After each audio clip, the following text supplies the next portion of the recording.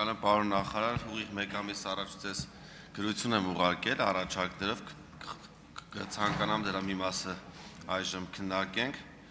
Ուրեմն ի պատասխան իմ հարցումներից մեկին դուք պատասխանել եք, որ բանակում ծխում է ժամկետային զինծառայողների 67%-ը, որի զգալի մասը սկսել է ծխել բանակ զորակոչվելուց հետո, ենթասպայական անձնակազմի 69%-ը եւ սպայական անձնակազմի 87%-ը։ Թվերը շատ մտահոգիչ են եւ ուսումնասիրելով միջազգային փորձը տեսնում ենք, որ մի շարք երկրներում բանակում ծխելը արգելված է կամ սահմանափակված է եւ նաեւ բազմաթիվ երկրներում ծխելու տարիքը, այսինքն ծխախոտի վաճառքի տարիքը 20 տարեկանից ավելի բարձրն է։ Օրինակ Ճապոնիայում, Թայլանդում, Լատվիայում, Սինգապուրում, ԱՄՆ-ում, Ինդոնեզիայում, Հնդկաստանում եւ այս մասով մի շարք առաջարկներ եմ հնչեցրել,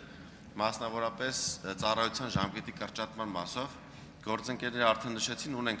օրինակ նույն դասարանում սովորած տղաներ, ովքեր մեկը գնացել է ծառայության ամռանը, իսկ մյուսը պետք է գնա հունվարին, ավարտում եմ, ամռանը ծառայության գնացող զինծառայողը փաստացի ավելի երկար է ավելի ուշ է զորացրվելու, քան հունվարին զորակոչվողը։ Ինչ է կարծում, կարող ենք այսպիսի խրախուսող նորմ դնենք, որ այն զինծառայողները, ովքեր որ չեն ծխի, որպեսզի սրանով խրախուսենք չծխելը եւ նվազեցնենք այս հայտարարակ մեծ թիվը, նրանց հնարավորություն տանք ինչ որ ժամանակով ավելի շուտ զորացնել կամ ազատ արձակումներ տանք լրացուցիչ։ Ազատ արձակումների մասով գուցե քննարկելի է, խրախուսական նորմերը գուցե կիրառելի են, բայց ծառայության որևէ ժամկետ կրճատելը այս փուլում քննարկելի չէ, պարոն Սարգսյան։ Ինչ վերաբերում է ծխելուն եւ ծխելու հանրության շրջանում ծխախոտի տարածվածության շուրջ մտահոգություններին, ես ինքս չեմ ծխում, ես էլ մտահոգ քաղաքացի եմ ու լավ չեմ գնահատում հասարակության շրջանում ծխելու միտումների մեծացմանը, բայց միևնույն ժամանակ կարծում եմ, որ պիտի յուրաքանչյուր արգելք լինի իրավաչափ եւ եթե սահմանում ենք այնպիսի արգելքներ, որոնք վերաբերում են արդեն չափահասությունից վեր տարիքին, սա ավելի լայն քննարկման կարիք ունի եւ եթե հասարակության մեջ նման ըմբռնում լինի, կարելի է ընդհանրապես ծխախոտի վաճառքը դարձնել 21 կամ 25 տարեկան, բայց խնդրում եմ չառանձնացնել զինվորականությանը, որովհետեւ զինվորականությունը հասարակության մաս է եւ այդ տարանջատումը դրական չի ընկալվի նրանց կողմից։ Շնորհակալ եմ։ Հարգելի գործընկերներ, հարցերի համար հատկացված ժամանակը սպառվել է, բայց թույլ կտամ միայն պարոն Օհանյանը հարց տա։ Հա, ներողություն, արձագանք։ Հայկ Սարգսյան, արձագանք։ Պարոն Պապիկյան, տեսեք ինչու եմ առանձնացնում զինծառայողներին, որովհետև նրանք առավել խոցելի են ու բանակում գտնվելը, օրինակ ունենք, մենք գիտենք, որ այսօր բանակ զորակոչվում են մեծամասամբ կամ հիմնականում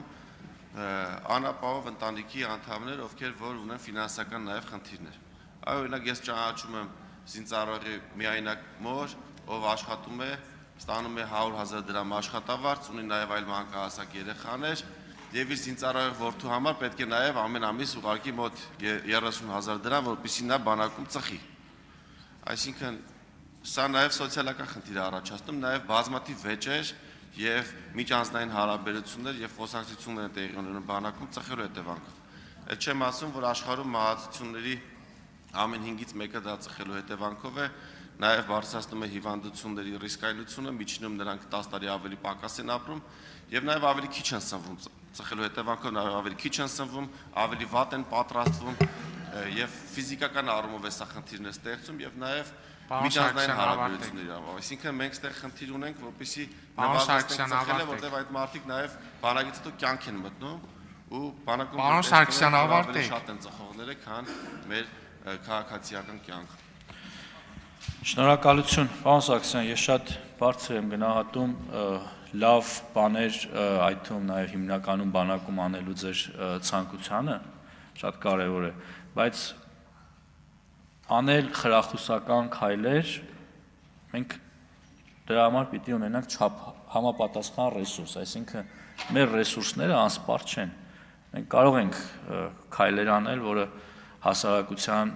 համար դիտվի որպես խրախուսական, պատանիների համար խրախուսական, բայց չենք կարող անընդհատ մենք շեշտը դնենք բանակի ու անընդհատ խրախուսենք, բոլորին տուն ուղարկենք, բոլորին բանակից ազատենք, չենք կարող դա անել ուղղակի, ինչքան էլ որ դա իր հետ բերի դրական էֆեկտներ։ Դրա համար եմ ասում, հարցին պետք է վերաբերվենք համակարգային եւ նայենք ամբողջ հասարակության դիտանկյունից, ամբողջ հասարակության համատեքստում։ Շնորհակալ եմ։